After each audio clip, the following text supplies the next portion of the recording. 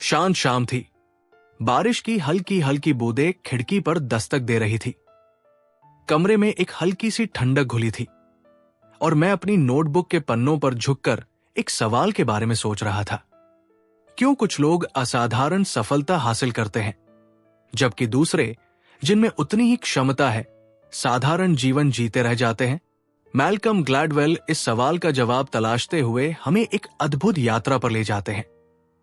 एक ऐसी यात्रा जहां हम पाते हैं कि सफलता सिर्फ टैलेंट या मेहनत की कहानी नहीं है, बल्कि ये सही मौके, सही समय और सही परिस्थितियों का संगम है।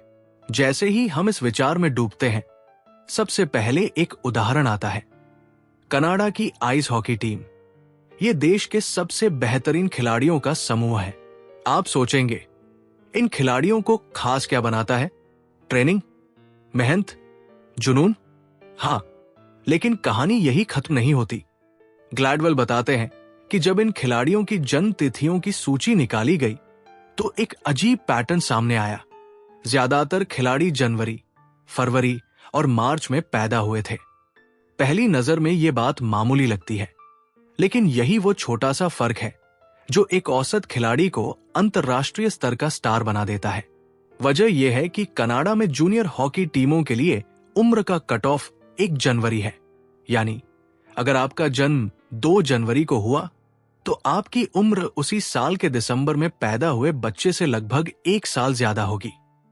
और ये 1 साल का अंतर बचपन में ताकत, कद और परिपक्वता के मामले में बहुत मायने रखता है। छोटे छोटे मौकों का ये फर्क समय के साथ बढ़ता जाता है। जो बच्चा शुरू में थोड़ा आगे है, उसे कोच ज्यादा मौका देता है, वो ज्यादा खेल पाता है, बेहतर ट्रेनिंग लेता है और फिर धीरे धीरे वो सबसे अच्छा खिलाड़ी बन जाता है। ग्लैडवेल इसे मैथ्यू इफेक्ट कहते हैं। जिसके पास है उसे और दिया जाएगा, जिसके पास नहीं है उससे वह भी छीन लिया जाएगा। यहां रुककर जरा सोचिए, आपके जीवन में भी शायद ऐसे कई मौके आए होंगे जब एक छोटी सी शुरुआत ने बड़ा बदलाव ला दिया।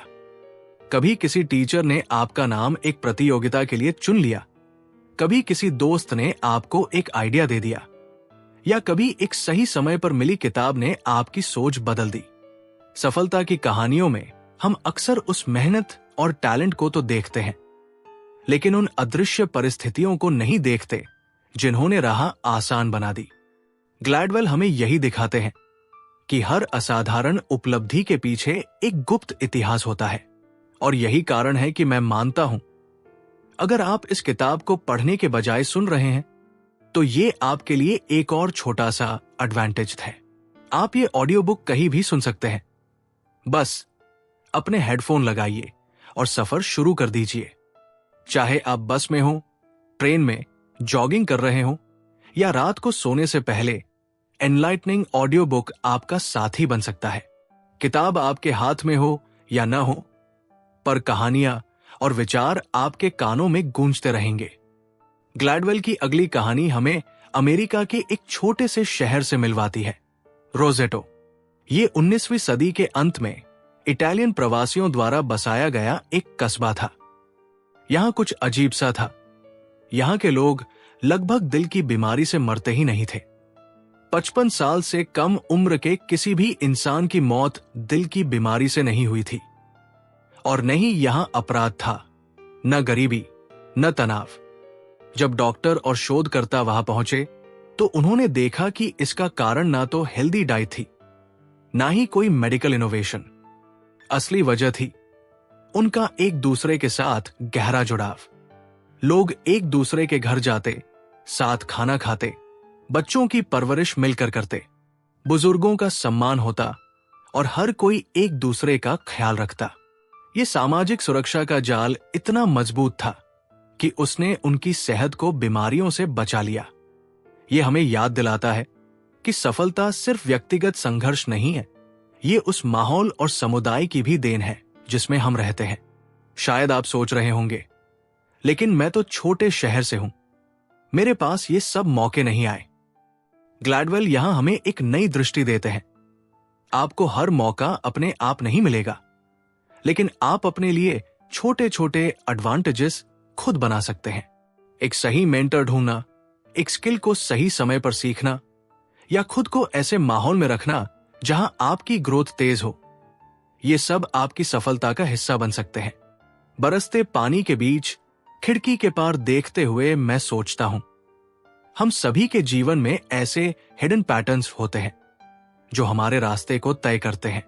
ग्लैडवेल का कहना है कि इन्हें पहचानना ही हमारी सबसे बड़ी ताकत हो सकती है। बारिश अब थम चुकी थी, लेकिन खिड़की के शीशों पर बूंदों की नमी अब भी चमक रही थी। मेरे मन में ग्लैडवेल की बातें गूंज रही थी, सफलता में मौके और समय की अहमियत। और फिर जैसे किसी पुराने किस्से का दरवाजा खुला, हम पहुंचते हैं 1968 के सियाटल, वॉशिंगटन में। यहां एक किशोर लड़का था, बिल गेट्स। नाम आज किसी परिचय का मोहताज नहीं है, लेकिन उनकी कहानी सिर्फ बुद्धिमानी या मेहनत की नहीं है। ये कहानी है सही समय, सही जगह और सही अवसर की। उस दौर में कंप्यूटर एक दुर्लभ चीज थे, महंगे, बड़े और केवल यूनिवर्सिटी या बड़ी कंपनियों में मौजूद। लेकिन गेट्स के स्कूल लेकसाइड ने 1968 में एक कंप्यूटर टर्मिनल स्थापित किया। यह अपने समय से कई साल आगे की बात थी। गेट्स को वहां दिन रात एक्सेस मिला। उन्होंने और उनके दोस्तों ने घंटों घंटों प्रोग्रामिंग की। कोई सिलेबस नहीं, बस प्रयोग और सीखना। और यही ग्लैडवेल हमें 10,000 आवर्स रूल से मिलवाते हैं। किसी भी कौशल में विश्व स्तरीय बनने के लिए लगभग 10,000 घंटे की जानबूझकर की गई प्रैक्टिस जरूरी है। गेट्स के पास ये घंटों का खजाना तब तक जमा हो चुका था जब वो कॉलेज पहुंचे, और जब माइक्रो कंप्यूटर का युग शुरू हुआ, वो पहले से तैयार थे। तैयार क्योंकि वो सही समय पर, सही जगह पर, सही साधनों के साथ थे। बीटल्स की कहानी भी ऐसी ही है। 1960 में लिवरपूल के ये 4 युवा संगीतकार हैम्बर्ग, जर्मनी चले गए। वहां उन्हें रोजाना कई घंटे लगातार हफ्तों तक परफॉर्म करना पड़ता था। यह सिर्फ गाने का मंच नहीं था, ये उनके लिए कड़ी, गहन ट्रेनिंग थी। वहां उन्होंने वो 10,000 घंटे पूरे किए, जिसने उन्हें साधारण बैंड से दुनिया के सबसे मशहूर बैंड में बदल दिया। ग्लैडवेल हमें यह सिखाते हैं कि असाधारण बनने के लिए सिर्फ टैलेंट नहीं, बल्कि गहराई से अभ्यास, और वो भी लगातार वर्षों तक, जरूरी है। लेकिन इस अभ्यास का मौका तभी मिलता है जब सही परिस्थितियां हों, और यही सबसे बड़ा फर्क पैदा करता है। मैं यहां सोचता हूं, अगर हमें से हर कोई अपने जीवन में 10,000 घंटे की इन्वेस्टमेंट किसी एक चीज में करे, तो शायद हम भी उस क्षेत्र में आउटलियर बन सकते हैं। फर्क बस ये है कि हम ये घंटों का खजाना किस दिशा में लगाते हैं। और यही वजह है कि ऑडियो बुक सुनना भी एक रणनीति हो सकती है। किताब पढ़ने के लिए आपको समय और जगह चाहिए, लेकिन सुनने के लिए बस आपका ध्यान चाहिए। चाहे आप काम पर जा रहे हो, किचन में खाना बना रहे हो, या देर रात बिस्तर पर लेटे हो। एनलाइटनिंग ऑडियो बुक आपके 10,000 घंटे के सफर का हिस्सा बन सकता है। ये वो कंटिन्यूअस लर्निंग है जो धीरे धीरे आपके अंदर ज्ञान का पहाड़ खड़ा कर देता है। ग्लैडवेल एक और दिलचस्प पैटर्न बताते हैं, जन्म का साल। हाँ, साल भी सफलता तय कर सकता है। उदाहरण के लिए टेक इंडस्ट्री के बड़े नाम Bill Gates, Steve Jobs, Eric Schmidt, इनका जन्म 1953 से 1955 के बीच हुआ। क्यों?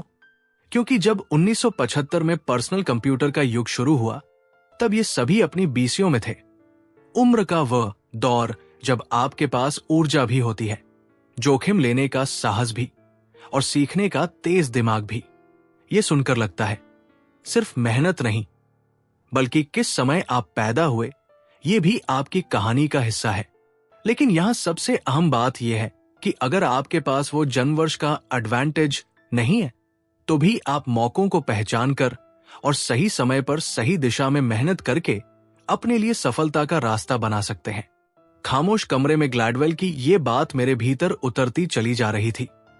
हम सब अपने अपने तरीकों से आउटलियर बन सकते हैं, अगर हम पैटर्न को पहचान लें और उनका इस्तेमाल अपने पक्ष में कर लें। ग्लैडवेल की कहानियां हमें बार बार ये दिखाती है कि सफलता सिर्फ व्यक्तिगत क्षमता की बात नहीं है, बल्कि ये हमारी सांस्कृतिक जड़ों और परंपराओं से भी गहराई से जुड़ी होती है। एक उदाहरण है, एशियाई देशों के छात्र, खासकर चीन, जापान और कोरिया के गणित में असाधारण रूप से अच्छे क्यों होते हैं? पहली नजर में आप सोचेंगे शायद उनके स्कूल बेहतर हैं या उनका आईक्यू ज्यादा है, लेकिन ग्लैडवेल हमें एक अलग दृष्टिकोण देते हैं। वो हमें धान के खेतों की ओर ले जाते हैं। हाँ, चावल की खेती गेहूं या मक्का की खेती से बिल्कुल अलग है। इसमें साल के लगभग हर दिन लगातार और बारीकी से मेहनत करनी पड़ती है। पानी का सही स्तर बनाए रखना, पौधों को समय पर लगाना, कीड़ों से बचाना, ये साल भर की निरंतर और सावधानी भरी मेहनत है। और ये मेहनत सिर्फ खेत तक सीमित नहीं रहती, ये पीढ़ी दर पीढ़ी लोगों की मानसिकता में घुल जाती है। कड़ी मेहनत, धैर्य और हर छोटे से छोटे विवरण पर ध्यान देने की आदत, यही आदत कक्षा में भी दिखती है। जब कोई कठिन गणित का सवाल आता है तो औसतन पश्चिमी देशों का छात्र थोड़ी देर कोशिश करने के बाद हार मान लेता है, लेकिन एशियाई छात्र ज्यादा समय तक उस सवाल पर टिके रहते हैं। यही अतिरिक्त एफर्ट उनके परिणामों को बदल देता है। ग्लैडवेल का कहना है, गणित में अच्छा होना सिर्फ दिमाग की बात नहीं है, बल्कि ये इस बात पर निर्भर करता है कि आप कितनी देर तक कोशिश करते हैं। और ये लंबे समय तक टिके रहना, परसेवरेंस, कई एशियाई संस्कृतियों का हिस्सा है जिसकी जड़ें चावल की खेती में है।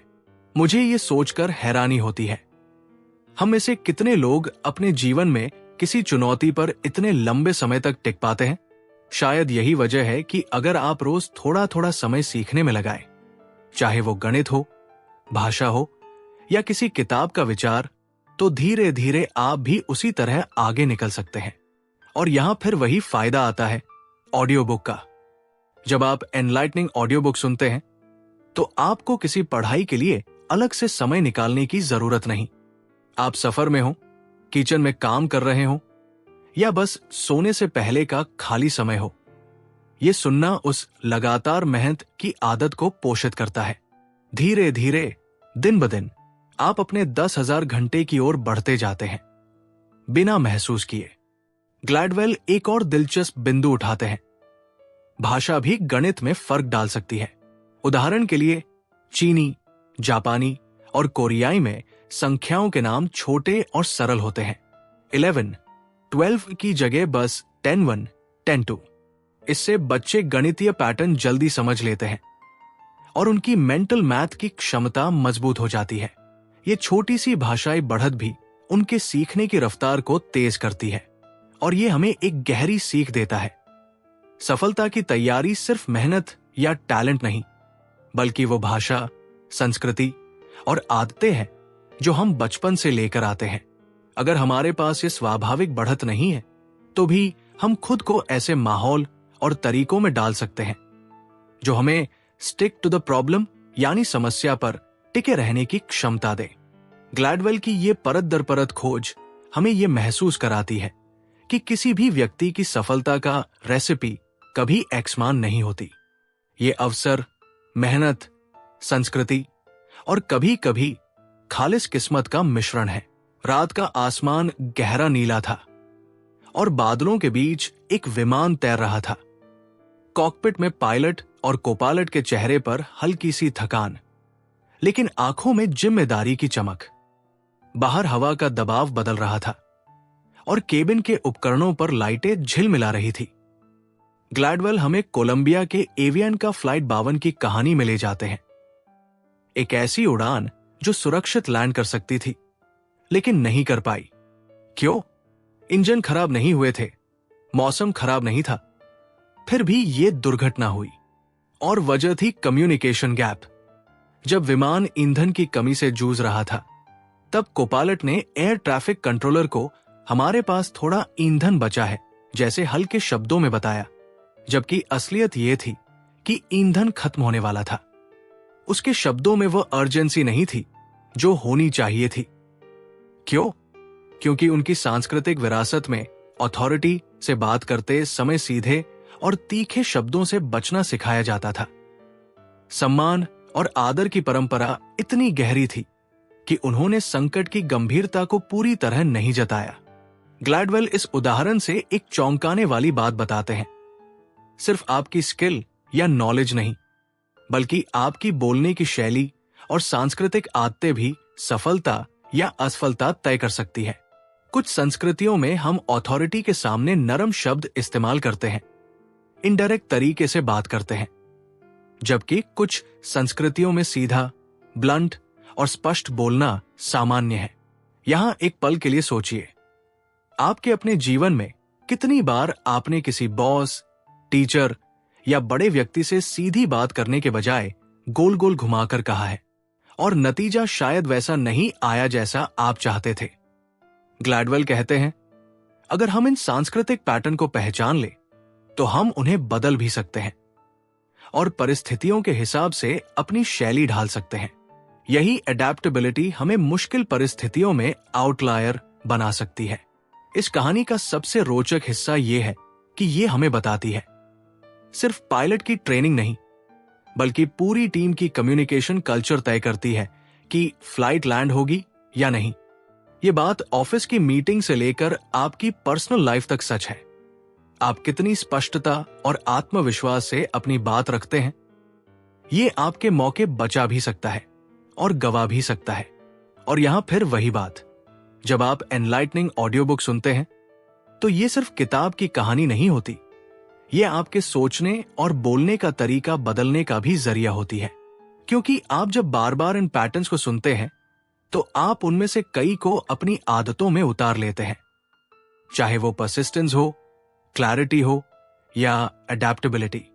ग्लैडवेल आगे बताते हैं कि इन सांस्कृतिक लेगेसी को बदलना आसान नहीं है। ये पीढ़ियों से हमारे अंदर बैठी होती है, लेकिन असंभव भी नहीं है। कोरियन एयरलाइंस ने जब अपने पायलट ट्रेनिंग में सीधी और असर्टिव कम्युनिकेशन सिखानी शुरू की तो उनकी दुर्घटनाओं का ग्राफ तेजी से गिर गया।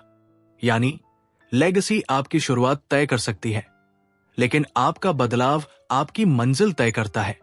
कॉकपिट में उस रात ईंधन खत्म होने से पहले जो बातें हुई, वे आज भी फ्लाइट सेफ्टी के सबसे महत्वपूर्ण केस स्टडीज में से एक मानी जाती है।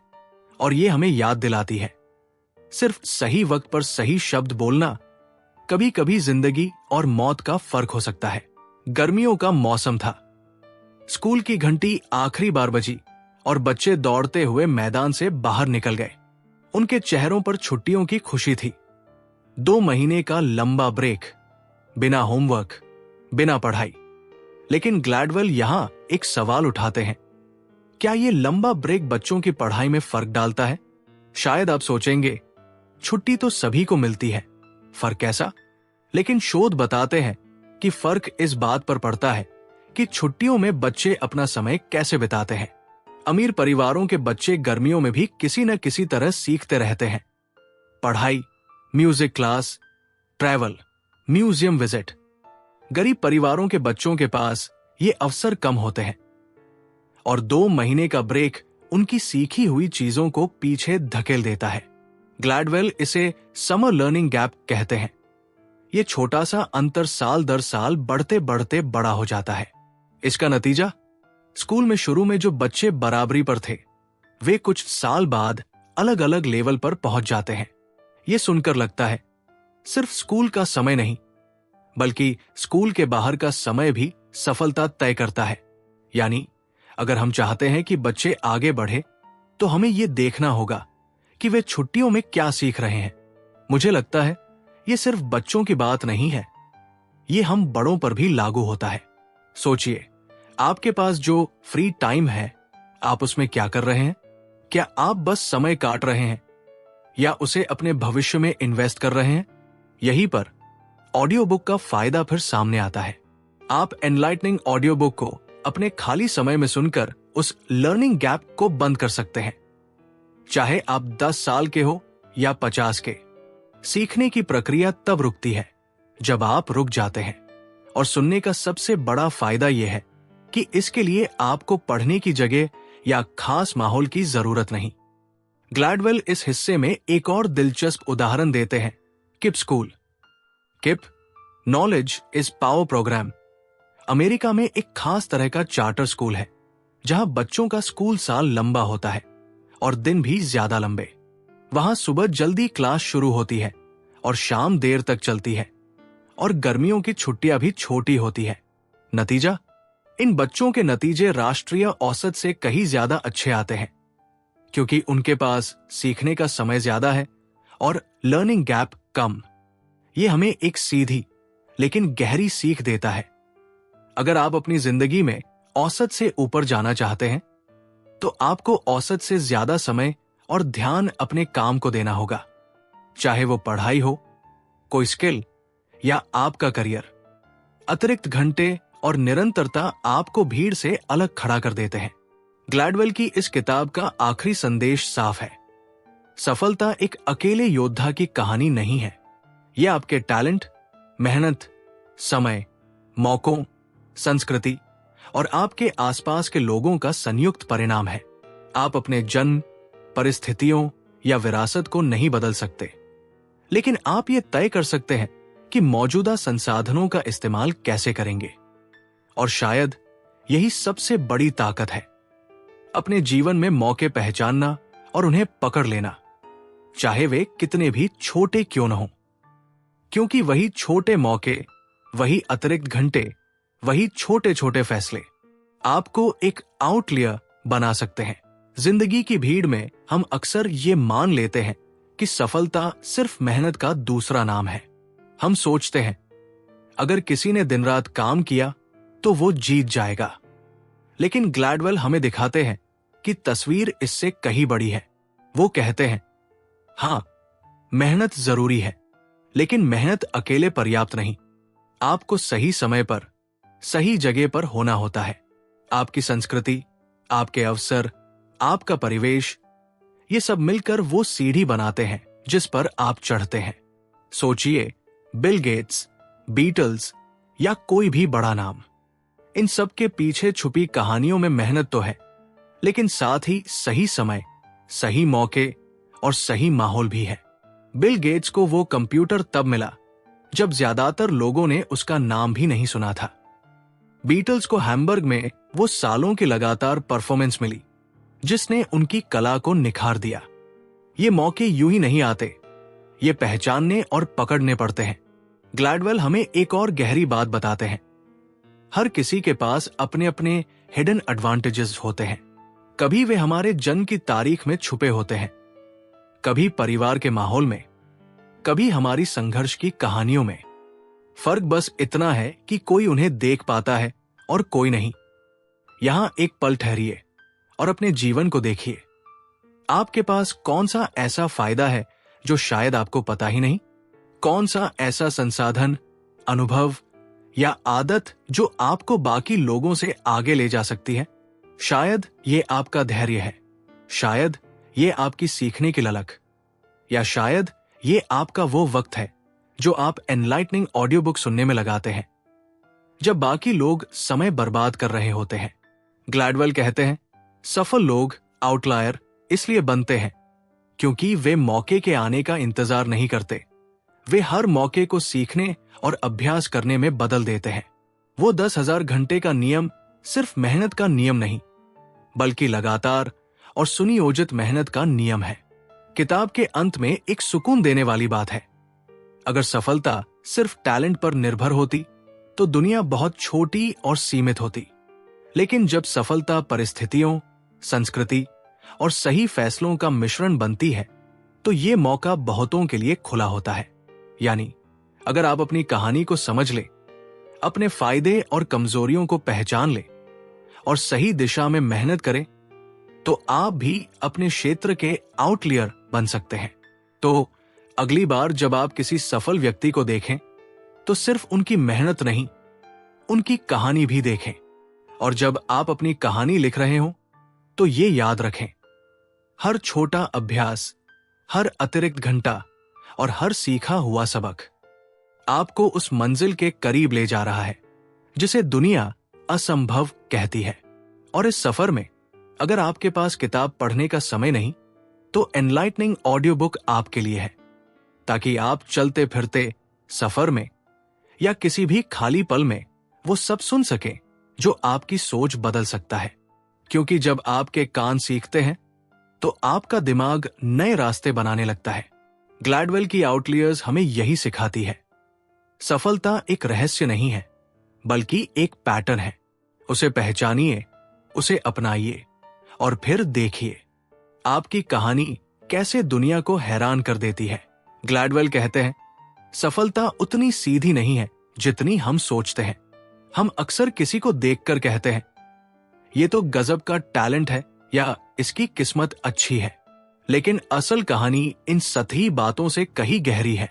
सोचिए, आइस हॉकी की टीम में ज्यादातर टॉप खिलाड़ी साल की शुरुआत में जन्मे क्यों होते हैं?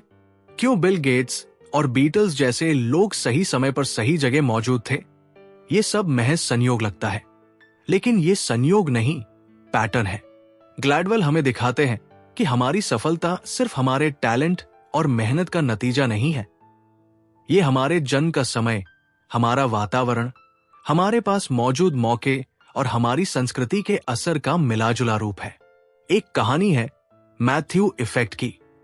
कनाडा में हॉकी खेलने वाले बच्चों को उम्र के हिसाब से ग्रुप में बांटा जाता है और जो साल की शुरुआत में पैदा होते हैं वे छोटे बच्चों के मुकाबले थोड़े बड़े, लंबे और मजबूत होते हैं। कोच उन्हें ज्यादा खिलाते हैं, ज्यादा ट्रेनिंग देते हैं और साल दर साल ये बढ़त इतनी बड़ी हो जाती है कि वे बाकी सबसे आगे निकल जाते हैं। यानी शुरुआत की छोटी सी बढ़त समय के साथ एक बड़ी जीत में बदल जाती है। अब ये सिर्फ खेल की बात नहीं, हमारी जिंदगी के हर क्षेत्र में ये पैटर्न मौजूद है। अगर शुरुआत में आपको थोड़ा भी एक्स्ट्रा फायदा मिला, चाहे वो सही माहौल हो, सही टीचर या एक अतिरिक्त मौका, तो वो बढ़त बढ़ते बढ़ते आपको औसत से बहुत ऊपर ले जा सकती है। ग्लैडवेल का एक मशहूर कॉन्सेप्ट है 10,000 आवर्स रूल। अगर आप किसी भी क्षेत्र में वर्ल्ड क्लास बनना चाहते हैं तो आपको लगभग 10,000 घंटे की प्रैक्टिस चाहिए। बिल गेट्स ने ये घंटे पूरे किए, बीटल्स ने किए और दुनिया के लगभग हर बड़े खिलाड़ी, कलाकार और वैज्ञानिक ने। लेकिन सवाल यह है, क्या सभी को ये 10,000 घंटे पूरे करने का मौका मिलता है? नहीं। यहां फिर वही बात आती है, सही समय, सही जगह, सही अवसर। बिल गेट्स को एक 960S में कंप्यूटर की पहुंच मिली, जब दुनिया के 99% लोग कंप्यूटर का नाम तक नहीं जानते थे। उन्होंने और उनके दोस्तों ने उस मौके का इस्तेमाल करके हजारों घंटे का कोड लिखा और जब टेक्नोलॉजी का बूम आया वे पहले से तैयार थे। बीटल्स की कहानी भी कुछ ऐसी ही है। उन्हें हैम्बर्ग में सालों तक छोटे क्लबों में हर रात कई कई घंटे परफॉर्म करना पड़ा। वही लंबे घंटे, वही लगातार मेहनत उनकी कला को इतना निखार गए कि जब दुनिया ने उन्हें सुना वे पहले से ही लेजेंड बनने के लिए तैयार थे। ग्लैडवेल ये भी बताते हैं, हमारे परिवार, हमारी परवरिश और हमारी संस्कृति हमारी सोच को गहराई से प्रभावित करते हैं। कुछ संस्कृतियां सवाल पूछने और खुद को व्यक्त करने को प्रोत्साहित करती है, कुछ आज्ञा पालन और चुप्पी को। इन पैटर्न्स का असर हमारे करियर और सफलता की दिशा पर पड़ता है, चाहे हमें इसका एहसास हो या नहीं। एक और रोचक उदाहरण है एशियाई बच्चों की गणित में महारत। ग्लैडवेल इसे चावल की खेती से जोड़ते हैं, क्योंकि ये खेती धैर्य, बारीकी और लगातार देखभाल मांगती है। पीढ़ी दर पीढ़ी ये मेहनत और धैर्य उनकी संस्कृति का हिस्सा बन गया और वही गुण उनके पढ़ाई के तरीके में भी उतर आए। लेकिन सफलता की ये कहानी सिर्फ शुरुआत और संस्कृति तक सीमित नहीं, ये समय के इस्तेमाल पर भी निर्भर है। गर्मियों की छुट्टियां, समर वेकेशन इसका एक उदाहरण है। अमीर परिवारों के बच्चे गर्मियों में भी कुछ न कुछ सीखते रहते हैं। Travel, museum, music class. गरीब परिवारों के बच्चों के पास ये सुविधा नहीं होती और 2 महीने का ब्रेक उनकी सीखी हुई चीजों को पीछे धकेल देता है। इसे ग्लैडवेल समर लर्निंग गैप कहते हैं, जो साल दर साल बढ़ता जाता है। यानी फर्क इस बात से नहीं कि कौन सा बच्चा ज्यादा टैलेंटेड है, बल्कि इस बात से है कि उसके पास सीखने का समय और अवसर कितना है। किप स्कूल इसका एक बेहतरीन उदाहरण है। यहां साल लंबा होता है, दिन लंबे होते हैं, छुट्टियां छोटी होती है। नतीजा, बच्चे सीखने में पीछे नहीं रहते बल्कि आगे निकल जाते हैं। और ये बात सिर्फ बच्चों पर लागू नहीं, हम बड़ों पर भी। आपके पास जो खाली समय है, आप उसमें क्या करते हैं? क्या आप उसे बर्बाद करते हैं या अपने भविष्य में इन्वेस्ट करते हैं? यहीं पर एनलाइटनिंग ऑडियो बुक जैसे साधन मदद करते हैं, ताकि आप चलते फिरते सफर में या किसी भी फ्री टाइम में सीखना जारी रख सकें। ग्लैडवेल की आखिरी सीख यही है, सफलता एक अकेले योद्धा की कहानी नहीं, बल्कि मौकों, मेहनत, संस्कृति और सही फैसलों का मेल है। आप अपने जन्म या परिस्थितियों को नहीं बदल सकते, लेकिन आप मौकों को पहचानना और उनका इस्तेमाल करना सीख सकते हैं। सफल लोग मौके का इंतजार नहीं करते, वे हर मौके को अभ्यास और सीखने में बदल देते हैं। और ये लगातार सुनियोजित मेहनत, वही 10,000 घंटे, आपको औसत से अलग, एक असली आउटलियर बना देते हैं। तो अगली बार जब आप किसी की सफलता देखें, तो सिर्फ उनकी मेहनत नहीं, उनकी पूरी कहानी देखें। और जब आप अपनी कहानी लिख रहे हो, तो ये याद रखें, हर अतिरिक्त घंटा, हर छोटा सबक, हर सही फैसला आपको उस मंजिल के करीब ले जा रहा है जिसे बाकी लोग असंभव कहते हैं। और अगर आपके पास किताब पढ़ने का वक्त नहीं, तो उसे सुनने का वक्त निकालें, क्योंकि जब आपके कान सीखते हैं, आपका दिमाग नए रास्ते बनाने लगता है। और यही रास्ते शायद आपकी जिंदगी को हमेशा के लिए बदल दे।